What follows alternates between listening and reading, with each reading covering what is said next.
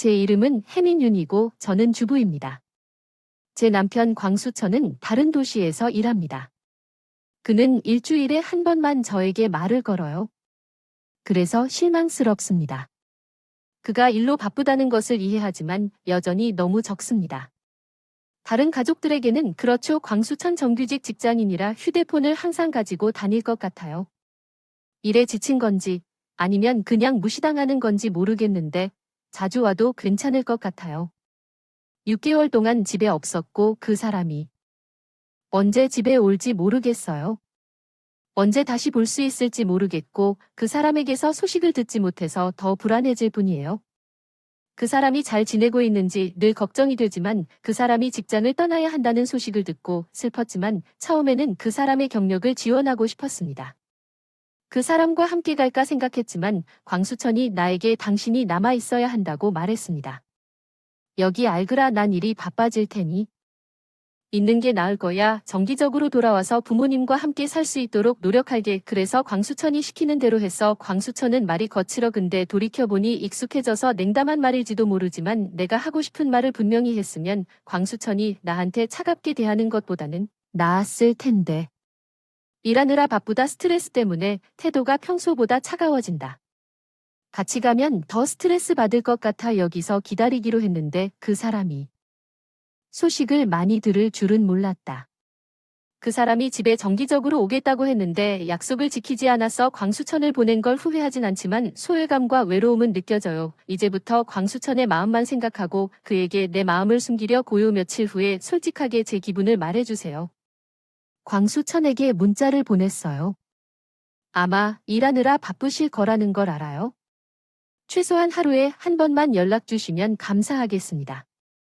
알고 싶습니다.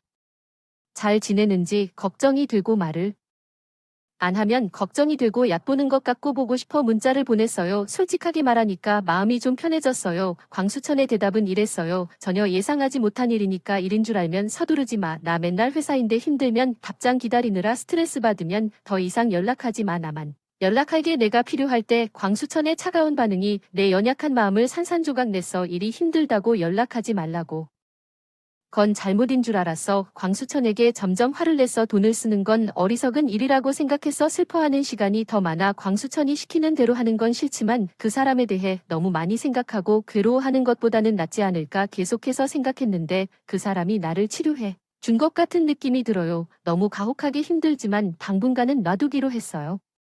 신경 쓰지 않을 수밖에 없거든요. 한동안 상황을 지켜보며 필사적으로 이해하려고 노력한 끝에 이 답답함을 달래줄 방법은 없다고 생각했어요. 누군가로부터 전화를 받았는데 광수천이 아니라 톤이 광수천의 동료였어요. 가족들도 참석할 수 있는 회사 파티에서 몇 번 만났어요. 원준재 갑자기 연락해서 최근에 광수천 본 적 있냐고 말했어요. 그 사람을 본 적도 없고 소식도 듣지 못했다면 광수천의 행동을 계속 지켜보고 싶을 수도 있습니다. 원준재가 나에게 말한 것은 그가 무슨 뜻인지 몰랐습니다. 나는 그에게 실제로 왜 그렇게 생각하는지 물었습니다. 광수천 일하러 갔어요. 광수천은 그날 퇴근했어요. 평일에 쉬는 게 이상하다고 생각했어요. 사무실 근처에서 여자랑 산책하는 걸 봤어요. 거기 계실 줄 알았는데 분위기가 달라서 이상하다고 생각했는데 다른 사람인 줄 알았더니 바쁘다고 하는데 쉬는 날이라더니 그 여자가 너무 놀라서 토니의 말이 의심스러워서 정말 그 사람인지 확인해봤다. 그 사람과 꽤 가까웠고 그 사람이었을. 확신하지만 그 사람이 여자와 너무 친밀했기 때문에 그 사람에게 말하지 않았습니다. 내가 가져서는 안 되는 것을 본 것 같았습니다. 당신에게 전화해야 할지 확신이 없었습니다.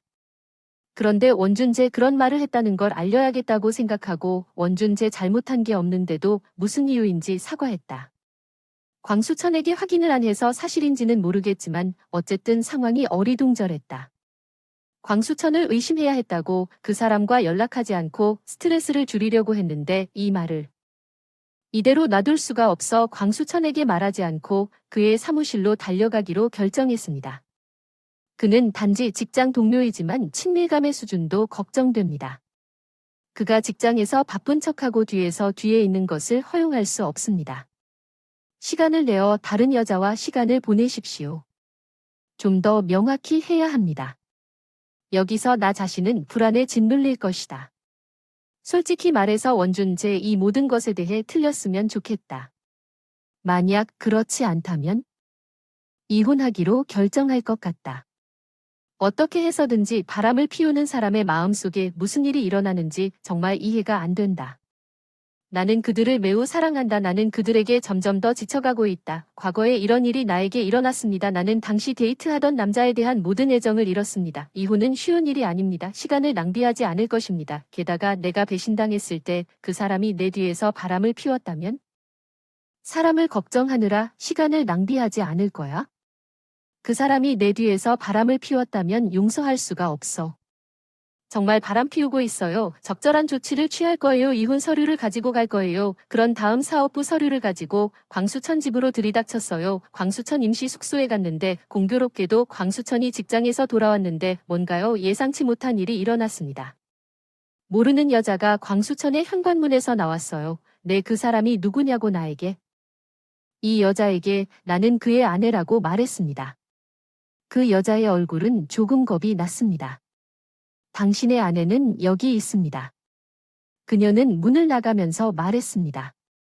그녀가 돌아올 기미가 없었습니다. 나는 마음대로 집에 들어갔다 거실 문을 열었고 다시 놀라운 광경에 직면했습니다. 여자와 광수천은 팔짱을 끼고 행복하게 이야기하고 있었습니다. 그들이 바람을 피우고 있다는 증거가 옳았다는 증거 눈앞에서 화를 최대한 진정시키려 애썼다. 광수천에게 손을 흔들며 웃었다. 여기 있는데 이게 뭐냐고 물어보니 광수천은 별로 서두르지 않는 것 같던데 내가 대체 뭘 안 했지? 너 올 줄 알면서 그렇게 말했지. 우리가 얘기 안 하니까 너 일하느라 너무 바쁘다고. 광수천이 흠이라고 했을 때 우리 맨날 얘기하려고 보러 왔는데 너 나한테 전화라도 했어야지. 내가 오기 전에는 그 사람이 신경도 안 쓰고 계속 여자한테 장난을 쳤어.